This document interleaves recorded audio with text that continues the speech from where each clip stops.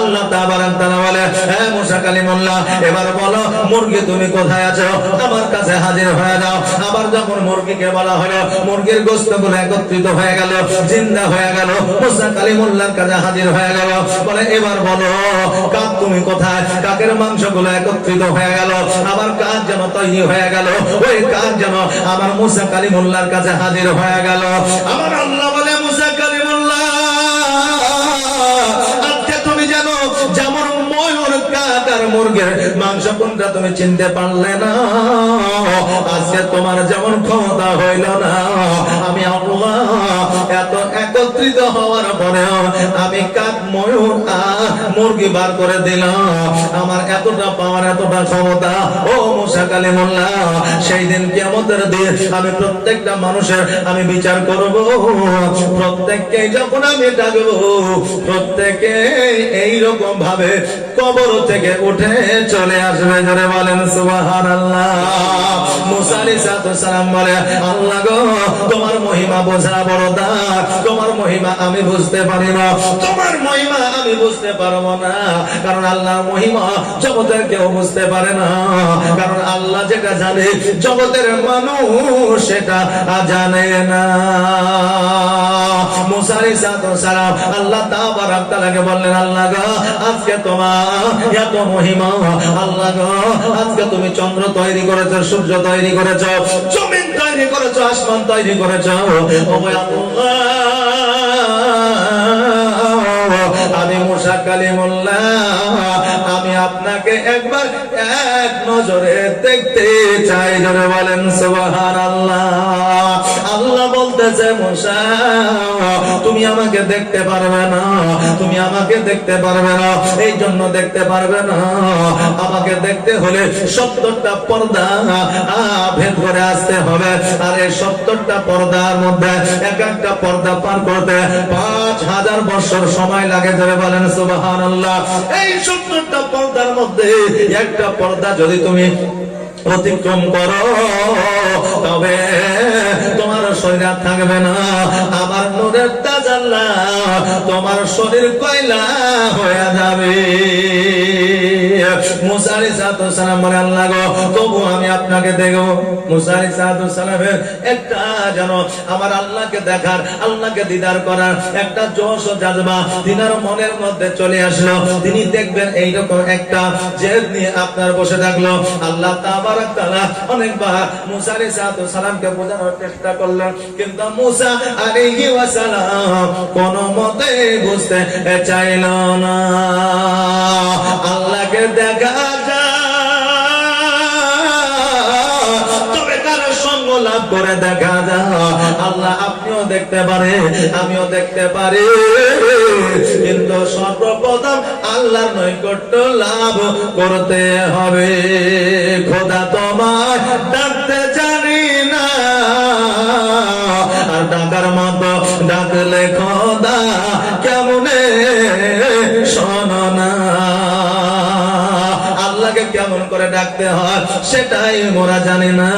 আর এখন বর্তমানে মানুষ নামাজটাই সঠিক ভাবে পড়তে জানে না, নামাজটা কিভাবে পড়বে সেটাই জানে না। আল্লাহকে ডাকা তো দূরের কথা। এক যুবকের নতুন বিয়ে হয়েছে, শ্বশুর বাড়ি গেছে, বুঝলেন। এবার শ্বশুর বাড়ি যাওয়ার পরে সেদিন ছিল জুম্মার দিন। এখন শাশুড়ি বলছে, বেটা জুম্মার দিনে নামাজ পড়তে যাবে না, কারণ আমাদের এলাকাটা হলো আল্লাহর ওলির এলাকা, আর নামাজ যদি পড়তে না যাও এলাকার মানুষ বলবে, দেখ নতুন জামাই কমসে কম জুম্মাটা তো পড়বে, অতএব তোমার শ্বশুরের মান সম্মানটা যাবে, এক কাজ করো নামাজটা একটু পড়ে এসো। এখন জামাই বলছে, মা জীবনও তো নামাজ পড়েনি, মসজিদেও যাইনি, নামাজ কেমন করে পড়ে তাও তো জানি না। এখন শাশুড়ি বলছে, খেপা কোথাকার, নামাজ পড়াকে আর শিখতে হয়, তুমি মসজিদে যাবা আর তেমন করে দেখবা লোকে নামাজ পড়ছে, অমনি করে দেখে দেখে নামাজ পড়ে নিবা। আচ্ছা বলেন, এইরকম দেখা মুসল্লি আছে না নাই? জি আছে। মসজিদে যাবে, আল্লাহু আকবার, নিয়াত বান হেরিলে চলছে, এইদিকে ওদিক তাকাইছে। ওকে যদি বলা হয় যে ভাই ইমাম সাহেব যে সূরাটা পড়লে, কি সূরা পড়েছে বলেন, বলে কে জানে, আমার জানা নাই। ওকে যদি বলা হয় যে ভাই মসজিদে কটা ফ্যান আছে, চট করে বলে 15টা, মানে নামাজ পড়তে পড়তে ফ্যান করা যায় সব গোনা হয়ে গেছে, কথা বুঝলেন না? এইরকম লোক আছে, দেখার লোক আপনি জুম্মার দিনে একজন অপরজনকে দেখছেন নামাজ পড়ছে, দেখে দেখে যে নামাজ হবে না তা নয়, তবে সর্বসময় দেখে নামাজ হবে না। প্র্যাকটিক্যালি দেখার শিকার জন্য যদি আপনি কয়েকদিন দেখে নামাজ পড়েন, আল্লাহ হয়তো এই নামাজটা কবুল করতে পারে, কিন্তু সারা জীবন দেখে দেখে পড়বেন তাইলে হবে না। এখন জামাই বলছে যে তাইলে মা এক কাজ করেন, একটা লুঙ্গি দেন, কারণ আমরা লুঙ্গি পরে মসজিদে যাই। এখন জামাইকে যদি লুঙ্গি দেয় তো শ্বশুরের পরা লুঙ্গি দিবে না পুরনো লুঙ্গি দিবে? নতুন লুঙ্গি দিবে। নতুন লুঙ্গি পরে মসজিদে চলে গেছে, যাওয়ার পরে দেখছে সবাই নামাজ পড়ছে, শুধু একমাত্র ইমামই বসে আছে। ইমাম কেন বসে আছে? কারণ ইমাম আগে মসজিদে যায়, আর আগে যদি মসজিদে না যায় তো মুসল্লিরা কথা বাড়ায় যে ইমাম সাহেব তো অন্যান্য দিন দেরি করে আসছে কিছু বলি না, তো কমসে কম এই জুম্মার দিনে তো আগে আসবে, টাঙ্কিতে পানি আছে কিনা সেটা দেখবে, তারপরে বদনাগুলো ঠিক ঠিক ভাবে সাজানো আছে কিনা সেটা দেখবে। ইমামটা তো একটু আগে আগে আসবে। এমন ইমাম আমরা পেয়েছি যে জুম্মার দিনও আগে আসে না। এই জন্য এখনকার ইমাম সাহেবেরা চিন্তা করে যে মুসল্লির কথা শোনার চাইতে না শোনাই ভালো, আগে যাবো তাহিয়াতুল ওযু দুখুলুল মসজিদ পড়ে চুপচাপ বসে থাকবো, যার যখন মন যাবে সে তখন আসবে, নাকি বলেন? এই ইমাম সাহেব আগে যায় নামাজ সব পড়ে নেওয়া হয়। এই জন্য ইমাম সাহেব বসে আছে, দেখছে হারে ভগবান বলা থেকে তো সবাই চলে গেছে কৃষ্ণনগর পর্যন্ত, এখন তারে যদি সাত ধরি তাহলে তো সাত পাবো না। ভগবান বলায় যারা আছে তাদের সাত ধরলেই সাত পাবো, ইয়াদের এই সাত ধরি। এখন দেখছি ইমাম সাহেব বসে আছে, তো সবাইকে এই দেখি এই সরেন তো হটেন তো দিয়ে যাই ইমাম সাহেবের পেছনে ও বসে আছে। আচ্ছা এইরকম মুসল্লি আছে না নাই জুম্মার দিনে? কাতার ফুল হয়ে গেছে, তাও এই সত্য হটতো একটু যে আগে যা বসবে। ও জানে যে আগের কাতারে নামাজ পড়লে নাকি বেশি হয়, কিন্তু ওই এটা জানে না যে মুসল্লিদেরকে সরায়া আগে গেলে নেকি কমে যায়, অর্থাৎ যে ওর আগে শুধু যাওয়াই হয়, কথা বুঝলেন না? আগে শুধু যাওয়াই হয়। অর্থাৎ যে যখন যাবেন সারিবদ্ধ ভাবে মসজিদে আপনি কাতার করে বসবেন, কাউকে দুঃখ দিয়ে কথা দিয়ে কাউকে টাইয়া উপর দিয়ে আগের কাতারে যাবেন না।